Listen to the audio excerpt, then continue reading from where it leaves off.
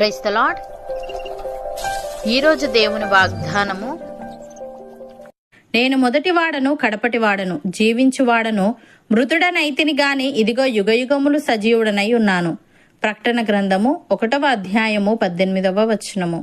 సహోదరి సహోదరులారా, ఈ వాక్యం యేసుక్రీస్తు స్వయంగా చెప్పిన ఒక మహత్తరమైన ప్రకటన.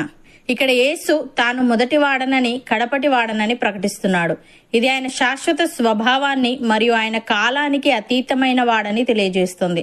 మన జీవితాల్లో జరిగే ప్రతిదానికి ముందు, ఆ తర్వాత ఆయన ఉన్నాడు. యేసుక్రీస్తు ప్రభు సృష్టిలో ఒక భాగం కాదు, ఆయనే సృష్టికర్త. ఆయన సృష్టికర్త అయినను మనిషిగా ఈ లోకంలో జన్మించాడు. మనుషులందరి కోసం సిలువలో మరణించాడు. ఆయన మరణించాడు గాని యుగయుగముల వరకు సజీవుడై ఉన్నాడు.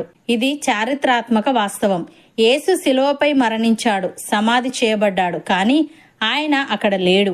ఆయన మృతులలో నుండి లేచాడు. ఇది మనం భయం లేకుండా బ్రతకడానికి ఆధారాన్ని చూపుతుంది. ఎందుకంటే మరణం మీద గెలిచిన మరియు మనల్ని జీవింపజేయగల యేసు మనతో ఉన్నాడు. ఒక చిన్నవాడు చీకటిలో నడవడానికి భయపడుతున్నాడు, కానీ తండ్రి చెయ్యి పట్టుకుంటే తను ధైర్యంగా నడుస్తాడు. అలాగే మనం జీవితం అనే చీకటి లోయలో నడుస్తున్నప్పుడు యేసు సజీవుడైన దేవుడిని మన చెయ్యి పట్టుకుంటే మనం భయపడాల్సిన అవసరం లేదు. ఆయన సజీవుడు కాబట్టి మన ప్రార్థనలకి స్పందన ఉంటుంది, మనకు నిరీక్షణ ఉంటుంది, మన రక్షణ ఖచ్చితమైనదై ఉంటుంది.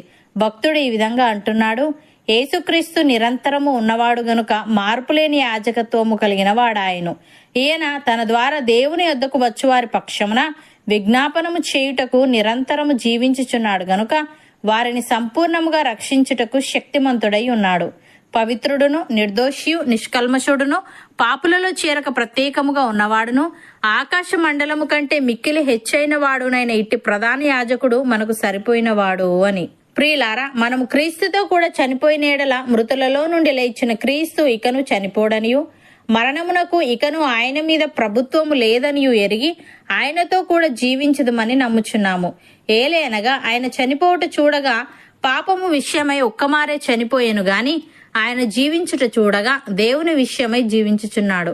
అటువలే మీరును పాపము విషయమై మృతులుగాను, దేవుని విషయమై క్రీస్తు యేసునందు సజీవులుగాను మిమ్మును మీరే ఎంచుకొనుడి. అపోస్తలుడైన పౌలు ఈ విధంగా అంటున్నాడు, నేను క్రీస్తుతో కూడా సిలువ వేయబడి ఉన్నాను. ఇకను జీవించువాడను నేను కాను, క్రీస్తే నాయందు జీవించుచున్నాడు. నేనిప్పుడు శరీరమందు జీవించుచున్న జీవితము నన్ను ప్రేమించి నా కొరకు తన్ను తాను అప్పగించుకొనిన దేవుని కుమారుని అందలి విశ్వాసము వలన జీవించుచున్నాను అని. సహోదరి సహోదరులారా, మనలో ఎవడునూ తన కోసమే బ్రతుకడు, ఎవడునూ తన కోసమే చనిపోడు. మనము బ్రతికినను ప్రభు కోసమే బ్రతుకుచున్నాము, చనిపోయినను ప్రభు కోసమే చనిపోవచ్చున్నాము. కాబట్టి మనము బ్రతికినను చనిపోయినను ప్రభువు వారమై ఉన్నాము. తాను మృతులకును సజీవులకును ప్రభువై ఉండుటకు ఇందు నిమిత్తమే గదా క్రీస్తు చనిపోయి మరలా బ్రతికెను. అయితే నీవు నీ సహోదరునికి తీర్పు తీర్చనేలా, నీ సహోదరుణ్ణి నిరాకరింపనేలా? మనమందరము దేవుని న్యాయపీఠం ఎదుట నిలుతుము. నా తోడు ప్రతి మోకాలును నా ఎదుట వంగును, ప్రతి నాలుకయు దేవుని స్తుతించును అని ప్రభు చెప్పుచున్నాడు అని వ్రాయబడి ఉన్నది. గనుక మనలో ప్రతి వాడును తన్ను గురించి దేవునికి లెక్క ఒప్పగింపవలెను. అవును అన్నవారు నాతో పాటు ప్రార్థనలో ఏకీభవించండి. పరిశుద్ధుడా, ప్రేమగల తండ్రి, జీవముగల నా యేసయ్య, నీవు మొదటివాడవు కడపటివాడవు, జీవించు వాడవని, నీవు మృతుడవైతివి గాని ఇదిగో యుగయుగములు సజీవుడవై ఉన్నావని, నీవు సజీవుడవు కాబట్టి మా ప్రార్థనలకి స్పందన ఉంటుందని, మాకు నిరీక్షణ ఉంటుందని, మా రక్షణ ఖచ్చితమైనదై ఉంటుందని నీవు తెలియజేశావు.